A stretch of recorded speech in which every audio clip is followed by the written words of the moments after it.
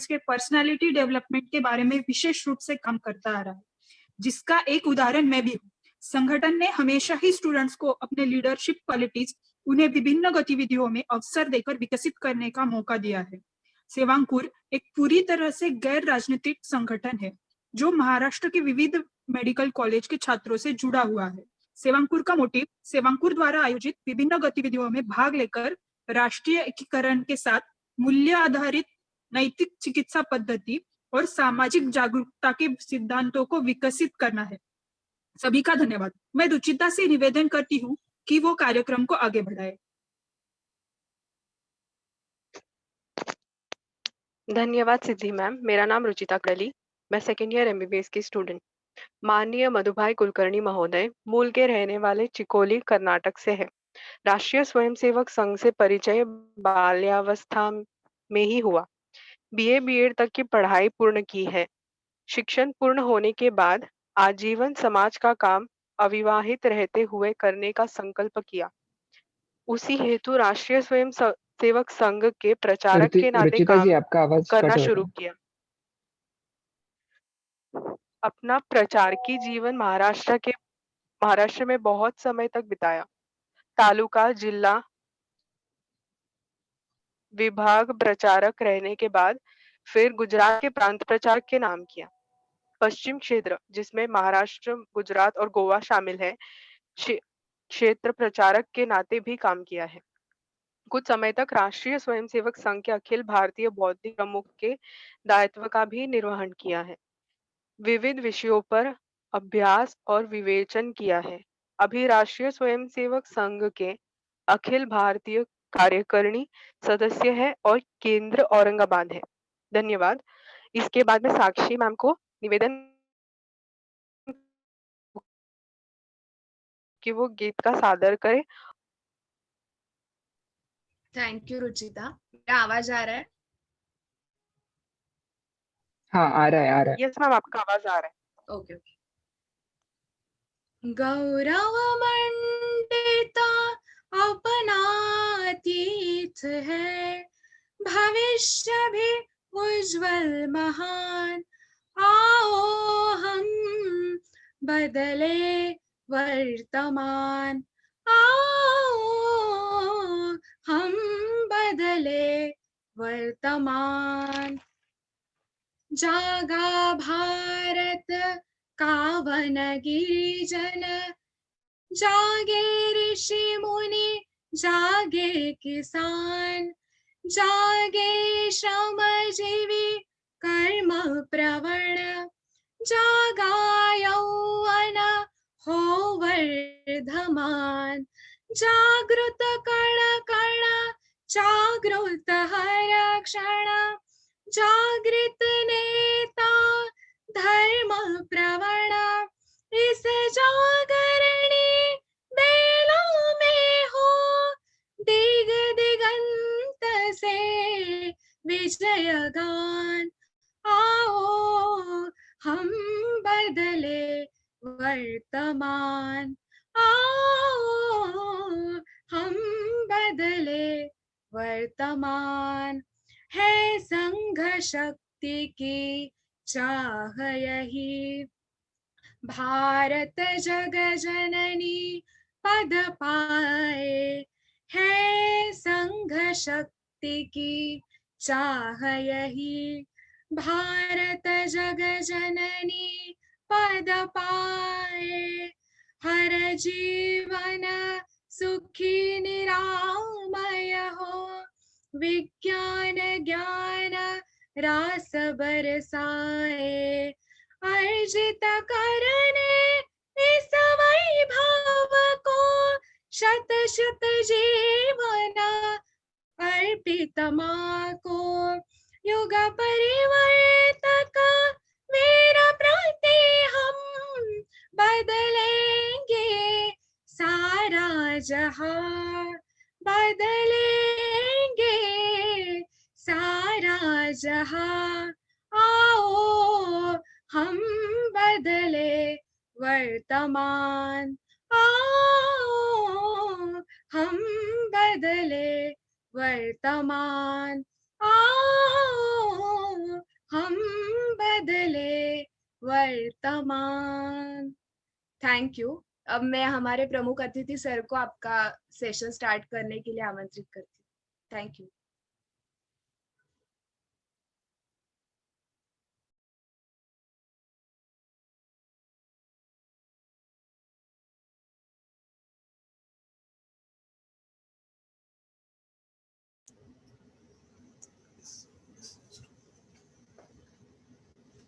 तर मला काय करायचं रे? काय नाही, चालत चालत. आज नेताजी सुभाष चंद्र जयंती है। नेताजी का स्मरण करते हुए आपका सबका जीवन शौर्य और पराक्रम से भरपूर हो, ऐसी मनोकामना मैं करता हूँ। शिवांकुर के साथ जुड़े हुए सब भाई बहनों को मेरे प्रणाम। इंडिया यस्टरडे, इंडिया टुडे और इंडिया टुमारो, ऐसे 3 शब्द का प्रयोग अगर हम करें तो जो 70-75 वर्ष के आयु के ऊपर के लोग हैं उनको हम इंडिया यस्टरडे कह सकते हैं। जो 18 साल से 55-60 तक के वर्ग के लोग हैं उनको हम इंडिया टुडे कह सकते हैं। और जो 16 साल के नीचे के बच्चे हैं उनको हम इंडिया टुमारो कह सकते हैं। उसमें इंडिया टुडे जो है उनकी बहुत महत्व की भूमिका होती है और इसलिए वर्तमान में जो घटनाएं देश में होती है और विशेषतः जो घटनाएं देश का या दुनिया का भविष्य बदलने की संभावना होती है उस घटनाओं की तरफ वर्तमान भारत का यानी इंडिया टुडे का ध्यान होना चाहिए। ऐसी एक घटना अपने देश में हो रही है, वह है प्रसिद्ध प्रभु राजा राम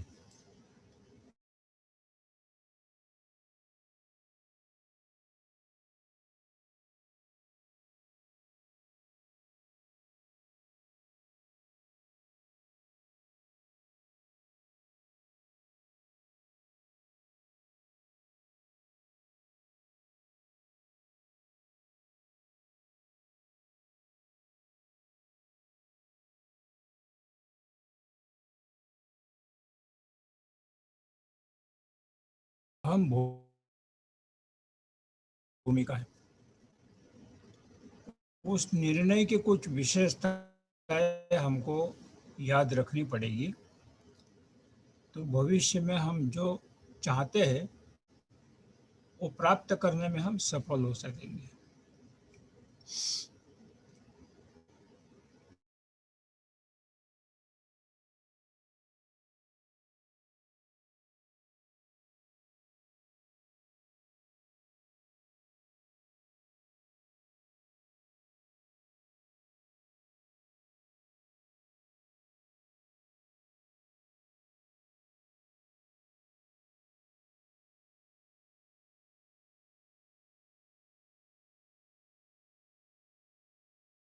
तो उस जमीन के मालिक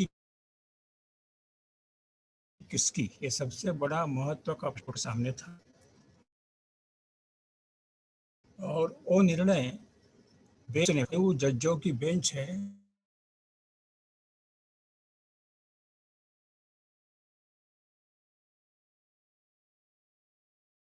वो देना चाहिए।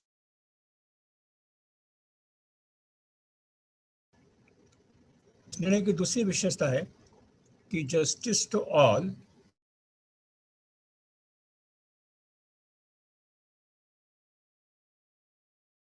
जस्टिस टू ऑल ये जो वहाँ उस कोर्ट में आए थे, न्यायालय के सामने खड़े हो गए और जो बातें उन्होंने की, ऐसे सबको न्याय देना ये उनका काम है। उनको समान रूप से तोलना और अच्छा वातावरण उत्पन्न हो ये देखना, ऐसे ध्यान में लेकर हमने ये निर्णय दिया है, ऐसा न्यायालय ने कहा है।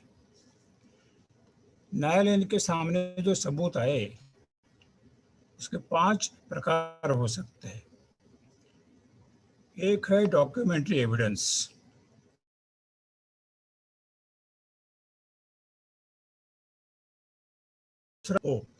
तीसरा है सरकार के गैजेट्स, चौथा है हिस्ट्री, यानी आपने जो ऐतिहासिक किताबें हैं, पवित्र किताबें, उसमें क्या रिकॉर्ड है, पांचवा है एएसआई का रिपोर्ट और उसके नक्शे इत्यादि।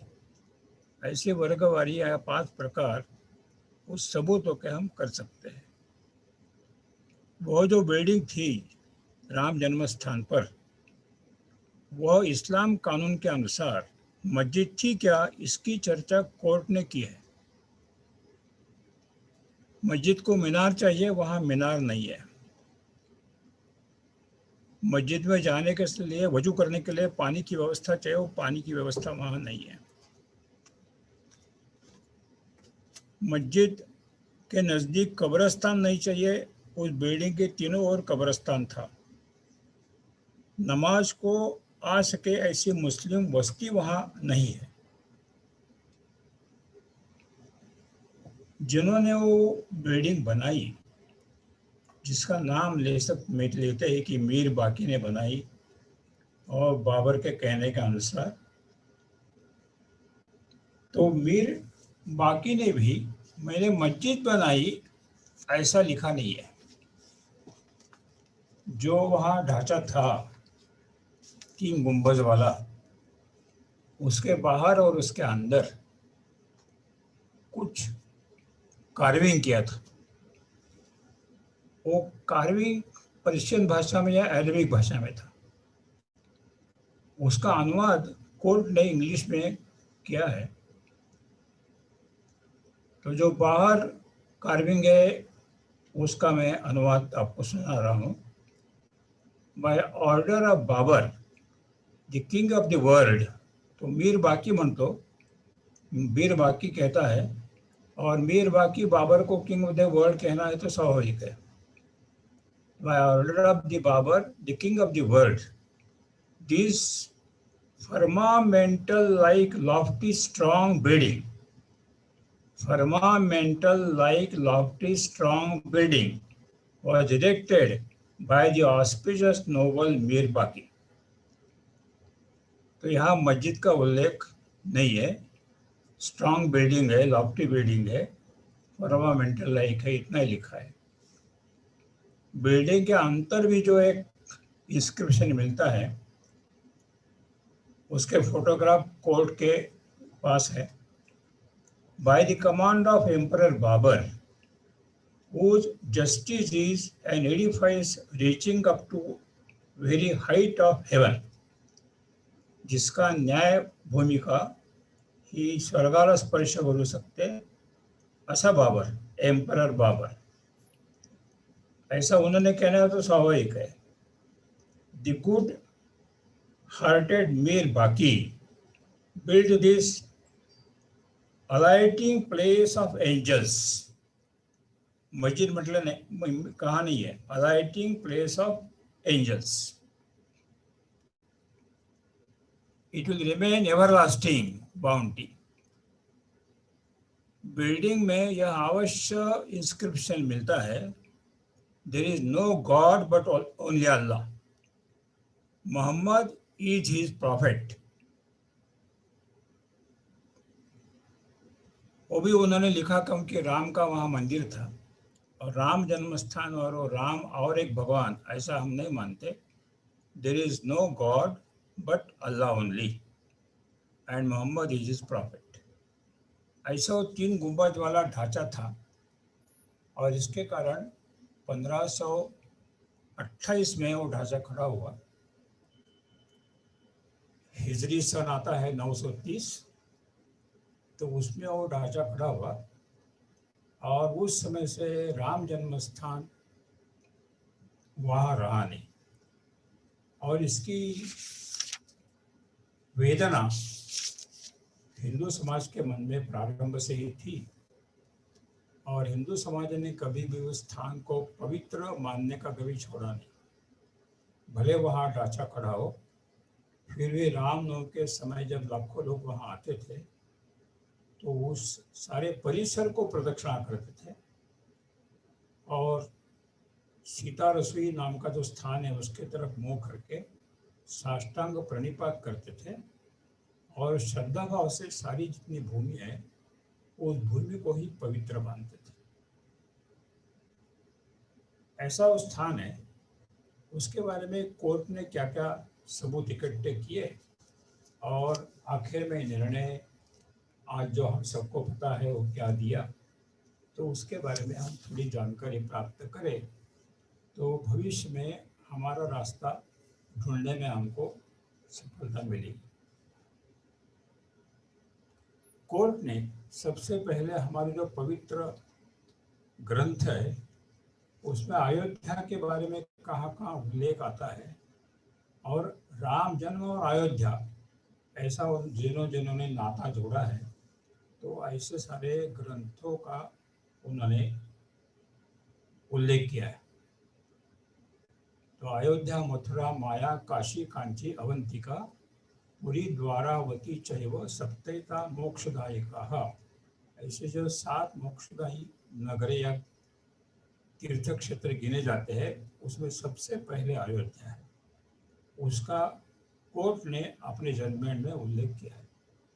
मैं जो बातें बता रहा हूँ मेरे मन की कोई बात नहीं बताऊंगा, केवल कोर्ट ने जिसकी दखल ली या जिसका नोंद ली है उसी को मैं केवल आपके सामने रखना चाहता हूँ।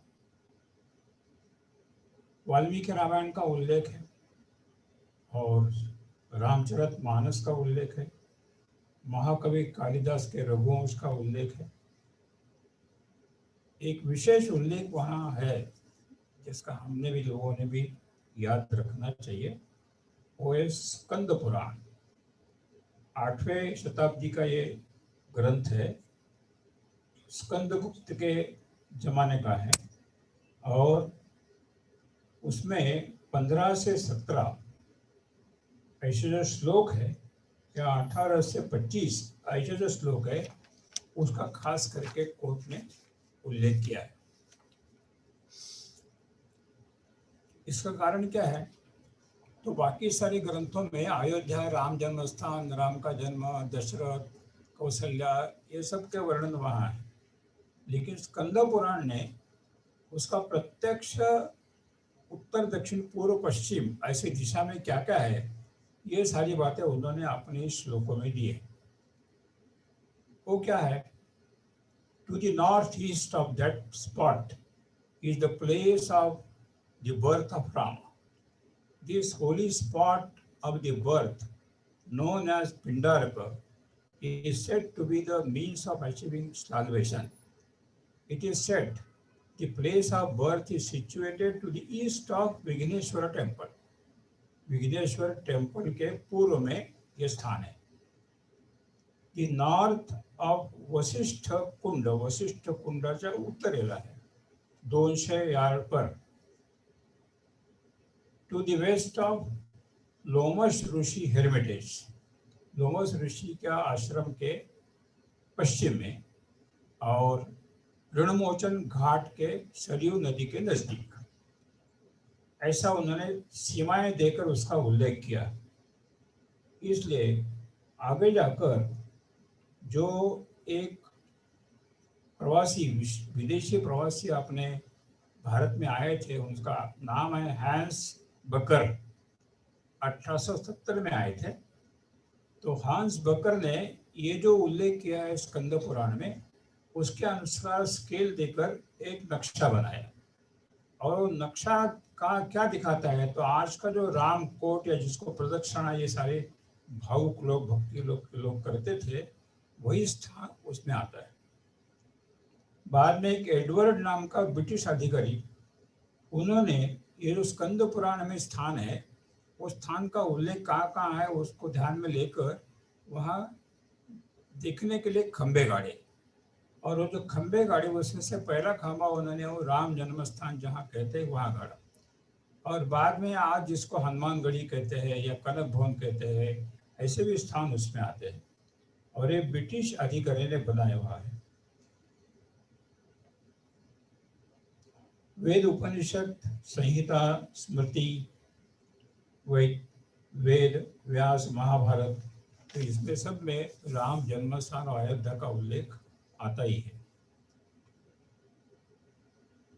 सिख पंथ के संस्थापक श्री पूज्य श्री गुरु नानक देव जी, उनको जब आत्म साक्षात्कार हुआ तो तीर्थ यात्रा पर निकले और तीर्थ यात्रा करते होते 1510 और 11 के बीच वो राम जन्म स्थान पर अयोध्या आए। उस समय तक वहाँ मंदिर था और उन्होंने राम जी का दर्शन लिया, ऐसा सिख साहित्य में लिखा हुआ मिलता है, जिसको जन्म साखी ऐसा कहते हैं।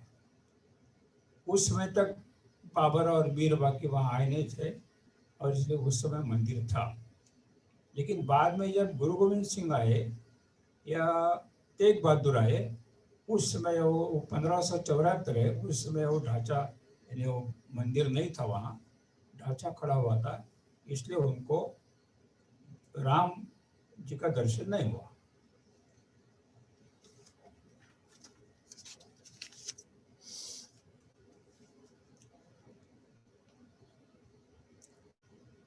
एक किताब हम सबको प्रसिद्ध याद आती है इतिहास पढ़ते समय, ऐने अकबरी,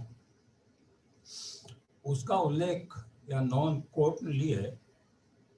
और ऐने अकबरी में 16वीं शताब्दी में लिखा है, वहाँ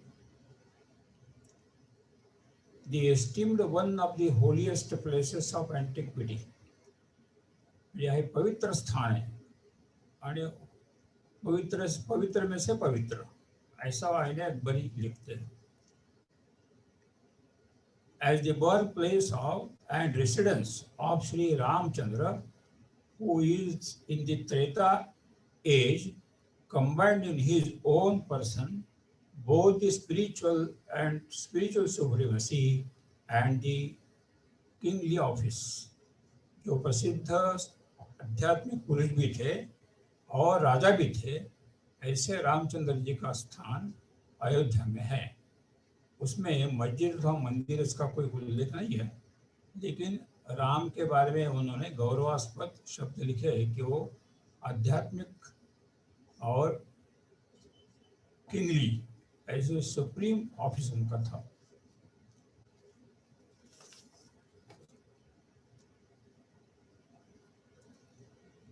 उसके बाद में फिर ईस्ट इंडिया कंपनी और उनका जो गैजेटियर है उसका उल्लेख कोर्ट ने किया है।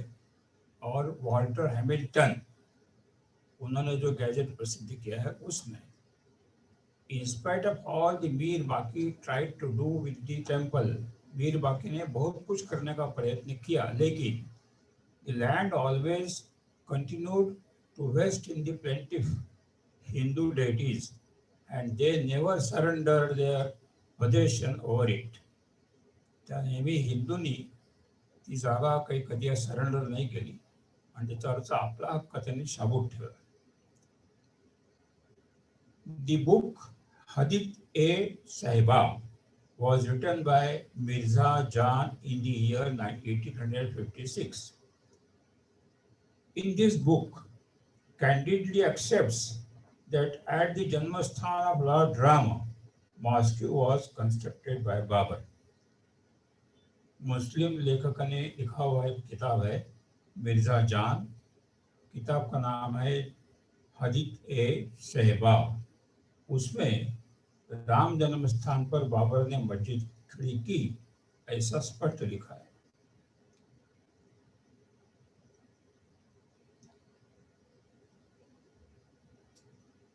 (1857) और 1858 उससे फिर विक्टोरिया का राज यहाँ प्रारंभ हुआ, ईस्ट इंडिया कंपनी का नहीं।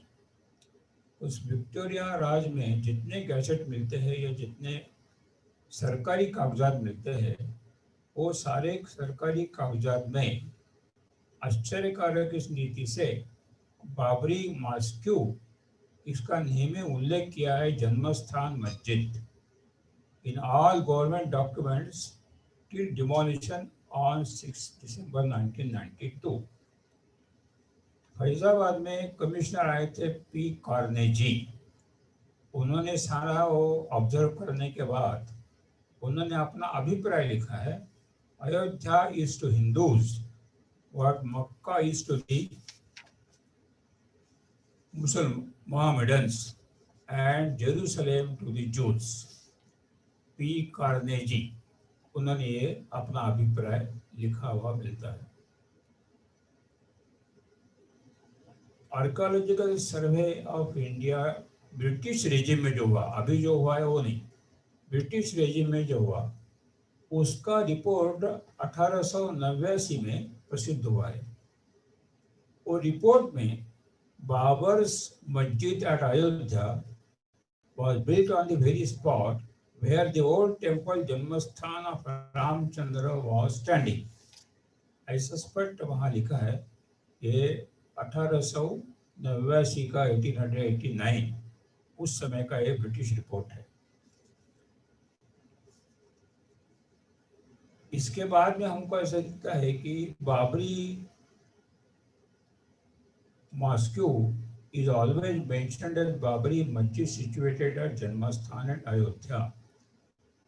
तो सुन्नी वक्फ बोर्ड ने जो लड़ाई लड़ी और ये हमारा स्थान है उसके लिए उन्होंने जो दावा किया, उन्होंने भी जब कोर्ट में जब अर्जी की इस दावे के बारे में, ये मस्जिद है और यह ऐसा है वैसा है, तो मस्जिद ने कौन सी मस्जिद, तो अयोध्या में बहुत मस्जिद है, तो कौन सी मस्जिद, तो सुन्नी वक्फ बोर्ड को भी लिखना पड़ा कि बाबरी मस्जिद सिचुएटेड है जन्मस्थान अयोध्या, ऐसा लिखना पड़ा।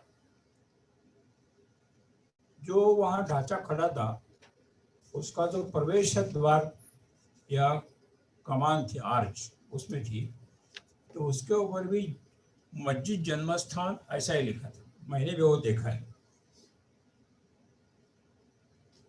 तो जानबूझकर मस्जिद जन्मस्थान लिखने का कारण है ये जन्मस्थान किसी का है और उसको हमने मस्जिद बनाई, ये हमेशा बताने के लिए या प्रजा का अपमान करने के लिए वो बात हमेशा लिखी वहाँ। अब जन्मस्थान मस्जिद सारे दुनिया में ऐसा नाम किसी भी मस्जिद को नहीं है, जितने मुसलमान देश है वहाँ भी। जन्मस्थान तो किस्मा जन्मस्थान, वो तो पैगंबर साहब का तो है नहीं, बाबर का भी नहीं, मीर बाकी भी नहीं, तो किसका है वो। तो इसलिए वो मंदिर जन्मस्थान जो उल्लेख है उसका बहुत बड़ा यानी सबूत कोर्ट ने मान्य किया है। अब कोर्ट ने दूसरा जो महत्व का जो सबूत मान्य किया है वह जो विदेशी प्रवासी अयोध्या में आए इस 500 साल में, और उन्होंने जो अपने अपने किताबों में लिखा है वो ध्यान में लेकर कोर्ट ने कुछ कहा है। उसमें कौन कौन है, तो prominently Chinese Hiuen Tsang, Sikh Guru Nanak Dev ji, William Finch 1608 से 1611 तक को भारत में था, इटालियन निकोलॉय मनुची 1670 से 1675 में था, जर्मन प्रवासी टायफेंथलर 1743 से 1785 उसमें था, मॉन्टेगो मेरी मार्टिन 1838 में, Carnegie 1855 1870, Cunningham 1862 and Dutch hence बकर 1877। ऐसे उल्लेख कोर्ट के इसमें जो जजमेंट में है इस सब का उल्लेख में है, और उन्होंने जो लिखा है उसका सबका जो निचोड़ है वो निचोड़ कोर्ट ने इस जजमेंट में उल्लेख किया है। Provide a detailed account the value of both the faith and belief of Hindus based on the sanctity which they ascribe to the place of birth of Lord Rama, Sita Rasoi, Jagadwar, Vedi, Abhishek Pranal, magnificently decorated 70 into 5 black Kasauti pillar temple constructed by Vikramaditya and later on King Meghasuta, that the Hindus would do the actual worship, puja, parikrama of Ram court, that is circumcirculate 3 times and prostrate on the floor at the Janmasthan. 3 वेळा त्या Ram coat त्या सगळ्या जन्मभूमीचा ते प्रदक्षिणा करतील आणि ते साष्टांग नमस्कार करतील. त्यातला टाइम प्रवासी टाइम का जो है तो उनका कोर्ट ने जरा विशेष उल्लेख किया है और उन्होंने जो वहाँ वर्णन किया है कि सीता रस्ते के बारे में जो भक्ति दिखती है और बाकी जो चबूतरा के बारे में भक्ति दिखती है और ये सारे लाखों लोग प्रदक्षिणा करते हैं और साष्टांग दंडवत करते हैं, तो इसका अर्थ ऐसा है कि उस स्थान के बारे में पवित्रता की कल्पना हिंदू समाज के मन में कायम रही है.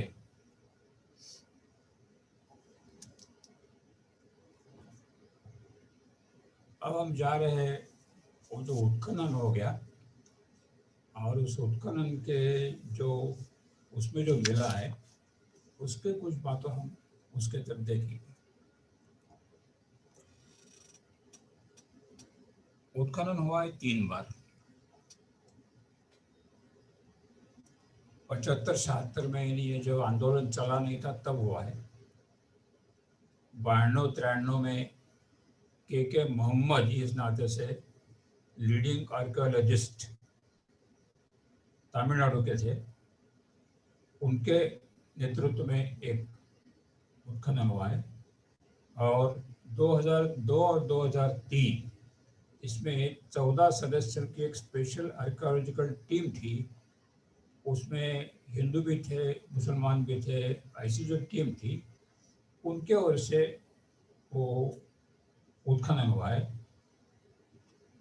और उसके पहले जो आधुनिक तंत्र है उसके टेक्निक से उसके जमीन के बीच नीचे क्या क्या दिखता है, तो ऐसे दिखने का एक रडार होता है यंत्र, तो उसके आधार पर पहले वो देखा और बाद में उत्खनन प्रारंभ हुआ.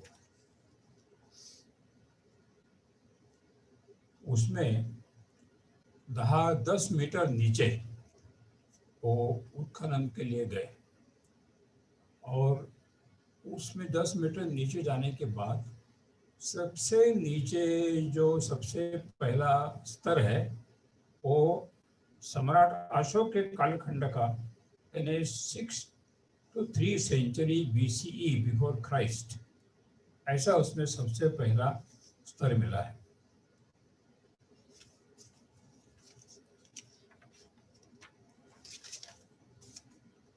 बाद में मिला है शुंग डिनेस्टी, वो पहली और दूसरी शताब्दी BCE.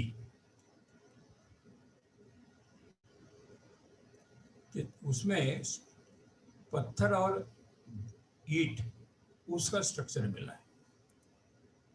फिर मिला है कुषाण डिनेस्टी लेवल, वो पहली और दूसरी ईस्वी सन. उसमें तक्षशिला के जैसे रचना मिली है. ये उसमें जो मटेरियल था तक्षशिला में वही मटेरियल का यहाँ उपयोग हुआ. फिर गुप्त डिनेस्टी यानी 4ठी और 6ठी शताब्दी ईस्वी सन, उसमें कॉइन्स मिले, राजा और गरुड़ ऐसे वहाँ चित्र है, एक बाजू में राजा दूसरे बाजू में गरुड़, तो ऐसे कॉइन्स मिले और तोरण मिले जो लगाते हैं दरवाजे पर वगैरह, ऐसे तोरण मिले. एक पिलर बेस मिला, उसमें 85 पिलर मिले. उसकी 17 लाइन्स मिली और एक लाइन में 5 खंभे मिले, ऐसे 85 मिले। फिर है पोस्ट गुप्त डिनेस्टी, राजपूत। 7वीं आवर्षण बहुत बड़ा मिला, उसमें बहुत बड़ी दीवारें मिली, एकदम मजबूत दीवारें मिली, और पिलर भी मिले, बीम्स भी मिले, कुछ बर्तन मिले, और जो मंदिर में प्रणाल होती है, प्रणाली ने अभिषेक के बाद में जो पानी बहकर जाने के लिए गोमुख होता है या मगर का मुख होता है, तो उसको बोलते हैं प्रणाल, वो प्रणाल भी मिली।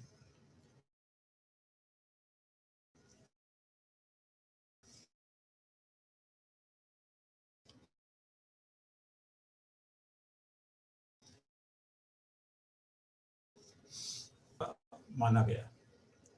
उसके बाद में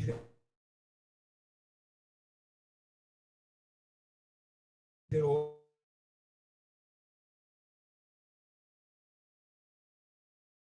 उसमें फिर, लेकिन एक बात सबसे बहुत महत्व की मिली ने, प्रदक्षिणा मार्ग मिला।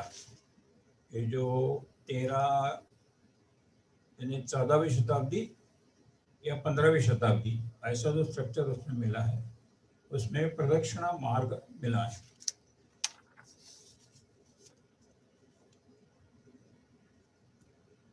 फिर बाद में मुगल कालखंड आता है, और 16वीं शताब्दी, 17वीं शताब्दी, 18वीं शताब्दी, ऐसा उसका कालखंड आता है। तो उस समय तो ढांचा ढाया गया था और ये नया ढांचा खड़ा किया था। फिर बाद में मुगल साम्राज्य के बाद में ब्रिटिश साम्राज्य है, उसमें 19वीं और 20वीं शताब्दी उसमें है। तो उस समय ब्रिटिशों ने वो झगड़ा मिटाने के लिए इन्हें चबूतरा के पास जाने के लिए रास्ता बनाया और अंदर जाने के लिए बनाया। तो हिंदुओं को अंदर जाने की मनाही हो गई और वहाँ 2 भाग उन्होंने बनाए।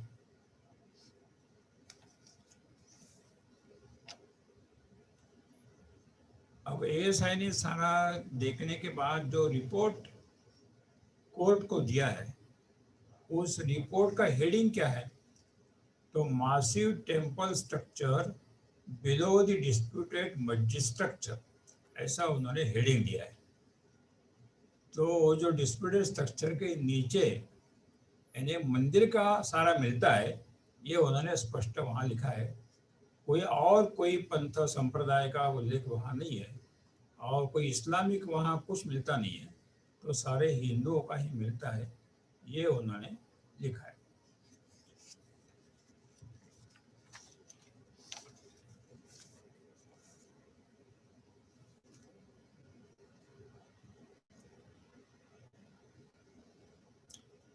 जो उन्होंने ढांचा खड़ा किया, जिसको बाद में मीडिया ने वगैरह सबने बाबरी मस्जिद प्रचार हुआ। बाबरी एक्शन कमेटी की स्थापना होने के बाद ही बाबरी मस्जिद का प्रचार ज़्यादा हुआ। वो जो बाबरी मस्जिद है, तो उसमें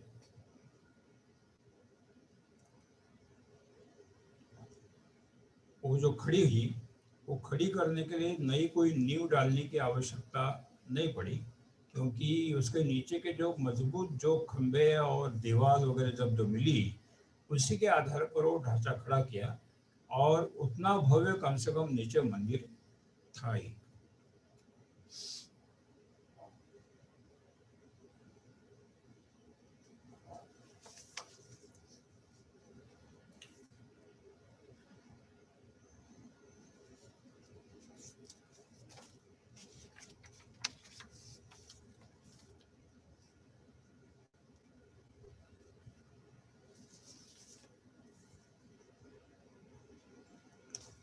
एक शिलालेख मिला है, पत्थर के ऊपर कार्विंग किया हुआ। वो जब ढांचा गिरा तो उसमें से वो मिला, गिर गया। तो नीचे गिर गया तो उसका एक कोना थोड़ा टुकड़ा हो गया, लेकिन वो कोर्ट के म्यूजियम में सुरक्षित रखा है। और जो जानकार लोग होते हैं लिपि पढ़ने के लिए, स्क्रिप्ट पढ़ना जिनका काम है, तो ऐसे तज्ञ लोगों ने, आर्कियोलॉजी के तज्ञ लोगों ने वो क्या लिखा है वो पढ़ा है। तो उसमें मेघसूत नाम के वहाँ के राजा है, उन्होंने ये मंदिर बनाया। उसमें लिखा है कि विष्णु हरि टेम्पल ये बनाया।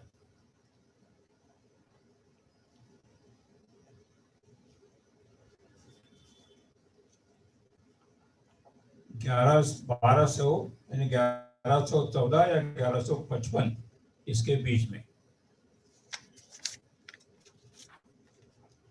वो विष्णु हरि टेम्पल यानी क्या, तो उसका वर्णन आगे उन्होंने किया है कि विष्णु ने जो जो अवतार लिए, Vishnu incarnation as Narasimha who killed Hiranyakashipu, Krishna who killed Banasura, Vamana who destroyed Bali, and Ram who killed 10-headed Ravana. Dashanan का हत्या करने वाला जो राम है उसका मैंने टेम्पल खड़ा किया है, ऐसा वो मेघसूत, और वो 12वीं शताब्दी का है। उसके बाद में वो घटना बनी और लगभग 450 साल वो जन्म स्थान ऐसा ही गुलामी का निशानी इस नाते से था। और ये सुप्रीम कोर्ट ने जो निर्णय दिया उसके कारण, सुप्रीम कोर्ट का निर्णय हम सबको जानते हैं कि उन्होंने सारा पूरा का पूरा जो स्थान है वो राम को दिया है, राम न्यास को दिया है। और जो बाबरी एक्शन कमेटी के लोग वहाँ इतने साल लड़े हैं, तो उनका भी अन्याय न हो, इसलिए उनको अयोध्या में ही मस्जिद बनाने के लिए 5 एकड़ जमीन दी है। और जो निर्मोही अखाड़ा नाम के जो साधुओं का अखाड़ा है, जिन्होंने अभी तक वो विषय जिंदा रखा कि हम उसके पुजारी हैं, हम उसके पुजारी हैं, हमको पूजा का अधिकार मिलना चाहिए, ऐसा जिन्होंने वो विषय जिंदा रखा, तो उनको उन्होंने ट्रस्टी के नाते से वो जो अभी ट्रस्ट बना है राम जन्मभूमि तीर्थ ट्रस्ट ऐसा जो बना है, उसमें ट्रस्टी बनाने का उन्होंने बताया। और सरकार को उन्होंने ऑर्डर दे दी कि 3 महीने के अंदर वो ट्रस्ट बनाया जाए। सरकार ने वो ट्रस्ट बनाया और उसका शिलान्यास भी हो गया, पूजा भी हो गई, भूमि पूजन हो गया, ये सब हम जानते हैं। तो ये निर्णय नई पीढ़ी ने ध्यान में रखना, क्यों रखना है? तो एक बात उसमें है कि सारे न्यायाधीशों ने एक मत से निर्णय दिया।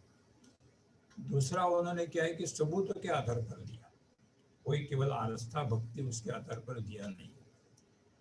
और ये जो निर्णय दिया है वो ऐसे जहाँ जहाँ अभी धार्मिक विवाद के भविष्य में कहाँ घटना अगर बनेगी, तो उसके लिए ये सुप्रीम कोर्ट का निर्णय मार्गदर्शक या उसका उल्लेख करने लायक हो सकता है। और सारे निर्णय ऐसे कोर्ट के द्वारा हाल हो सकते हैं। राम मंदिर का निर्माण, ये जो अयोध्या है उसकी ये विशेषता है कि जैनों के 5 तीर्थंकरों का जन्म वहाँ हुआ है। और भगवान गौतम बुद्ध तो 16 साल वहाँ अयोध्या में रहे हैं। और इसलिए गौतम बुद्धों का भी वो तीर्थ क्षेत्र है, पवित्र स्थान है, जैनों का भी पवित्र स्थान है, सिखों का भी है, क्योंकि गुरु नानक जी वहाँ गए थे। और प्रत्यक्ष सिख जो है उसमें सोढ़ी और बेदी ऐसे 2 वंश है। सोढ़ी बोलेंगे कि हम लव के वंशज है, और बेदी बोलेंगे कि हम पुष्ट के वंशज है। ऐसे दोनों की राम के 2 पुत्रों के वंशज नाते से दावा करते हैं आज भी। और इसलिए गुरु नानक भी वहाँ गए थे वो दर्शन करने के लिए। उसका कारण यही है कि वो अपने पूर्वजों के इसका दर्शन करने के लिए वहाँ गए थे। तो इसलिए सिखों का भी वो तीर्थ क्षेत्र श्रद्धा का स्थान है। ऐसे हमारे देश के जितने मत संप्रदाय है उनका सबका तीर्थ श्रद्धा का केंद्र अयोध्या है। और इसलिए हमारी जो संस्कृति है वो संस्कृति सर्व समावेशक है, इंक्लूसिव है, सबको अपनाने वाली है। किसी को बाहर ढकेलने वाली नहीं है। तो ऐसे जो अपनों चिंतन परंपरा संस्कृति की विशेषता, उसका केंद्र अयोध्या बनेगा और सारे दुनिया को समन्वय का मार्ग बताने वाली ऐसी वो अयोध्या होगी। एक बात यह है। दूसरी बात है कि जो मर्यादा पुरुषोत्तम ऐसा हमारे प्रभु रामचंद्र जी का उल्लेख मिलता है, तो मनुष्य को मर्यादा में रहकर ही अपना जीवन व्यवहार चलाना चाहिए। अगर वो अमर्याद हो गया तो कभी भी सुख और शांति समाज में नहीं रहेगी, कभी भी बहनों की चारित्र का रक्षण नहीं होगा, कभी भी गरीबी और श्रीमंती का जो अंतर है वो मिटेगा नहीं, और कभी भी सहकार समन्वय के आधार पर शांतिपूर्ण रहना समाज में, तो ये भी बात नहीं बनेगी। आज के जो सारे दुनिया के प्रश्न है, इकोलॉजी के प्रश्न है, भोक्ता चंगड़वाद के प्रश्न है और उपभोक्ता संस्कृति के प्रश्न है, उसके कारण सारा इम्बैलेंस हो रहा है। उसमें से अगर दुनिया को बाहर निकलना है तो सारे विद्वान लोग कहते हैं कि भारत की तरफ देखो। तो भारत की तरफ देखो यानी कहाँ देखो? तो इसलिए हमको ये जो स्थान बनेगा, ये स्थान केवल अनेक मंदिर है, उसमें एक मंदिर, इसके कारण इतना झगड़ा नहीं हुआ। तो अपना भारत दुनिया में ऐसा स्थान ले कि जो सारे दुनिया को मार्गदर्शन कर सके वर्तमान की सारी समस्याओं में से बाहर निकालने के लिए। दुनिया को इसकी बहुत बड़ी आवश्यकता आज है। दुनिया भारत के